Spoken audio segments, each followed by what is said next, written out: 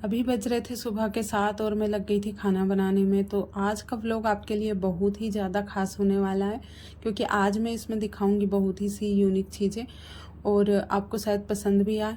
और अभी सुबह के 6:30-7 बज रहे थे और मैंने उठकर सबसे पहले रोज़ का जो मैं काम करती हूँ वही किया, लेकिन आज थोड़ा सा काम बढ़ गया था।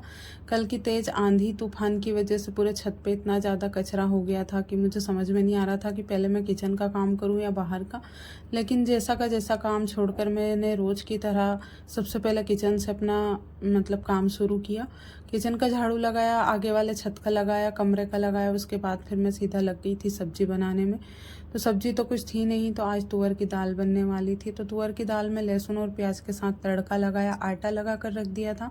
चाय भी मैंने पी ली थी, बासी बर्तन वगैरह सब मैंने बाहर साफ़ करने के लिए डाल दिए थे, लेकिन अभी साफ़ नहीं किए थे। तो मुझे करना था सबसे पहले छत की साफ़ सफाई, क्योंकि फिर उधर 8, साढ़े 8, 9 बजे जब तक मैं किचन के काम से फ्री होती हूँ, जब तक धूप भी निकल आती है और हवा भी फिर से शुरू हो जाती है, तो मैं पूरे छत का झाड़ू का लगा ही नहीं पाती हूँ। और काफ़ी टाइम हो गया था छत का झाड़ू लगाए हुए। तो सबसे पहले मुझे किचन का काम कंप्लीट करना था। और अभी रोटी का टाइम नहीं हुआ था बनाने का, तो इस वजह से फिर मैंने झाड़ू लगाना सही समझा। तो कल इतनी ज़्यादा तेज़ शाम के टाइम पे आंधी चल रही थी, तो इसकी वजह से पूरे छत पे इतना ज़्यादा कचरा का ढेर हो गया था कि मुझे समझ में नहीं आ रहा था कि मैं क्या करूं। लेकिन फिर हवा थोड़ी बंद हो गई थी, तो मैंने सोचा सबसे पहले इसका झाड़ू लगा देती हूँ, बर्तन वगैरह मैं बाद में साफ़ करूँगी। तो मैंने सबसे पहले घिस घिस कर झाड़ू लगाना शुरू कर दिया पूरे छत का।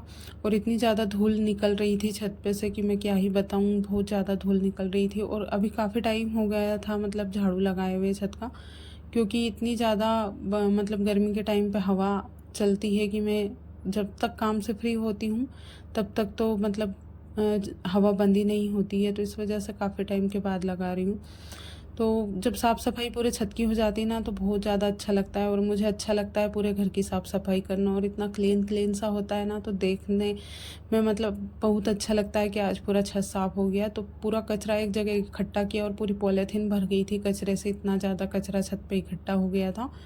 और पूरा कचरा उठाने के बाद सबसे पहले हाथ मुंह धोकर आई, क्योंकि कपड़े भी पूरे गंदे हो गए थे और पूरे हाथ पैर धूल में हो गए थे। फिर सबसे पहले मैंने रोटी बनाना शुरू किया। तो गाय की 2 रोटियां बनाई, और 2 रोटी बनाने के बाद सभी घर वालों के लिए भी रोटियां बना दी थी।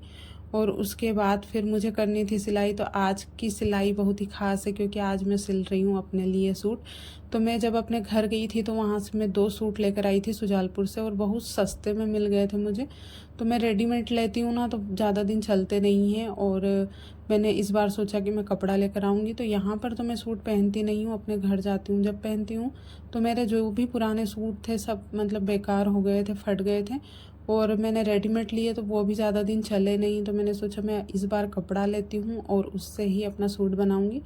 तो पहले मैंने बहुत ज़्यादा मैं सूट सिलती थी और मुझे अच्छे से आते भी है सूट सिलना। तो मैं आज पटियाला सलवार की कटिंग कर रही हूँ।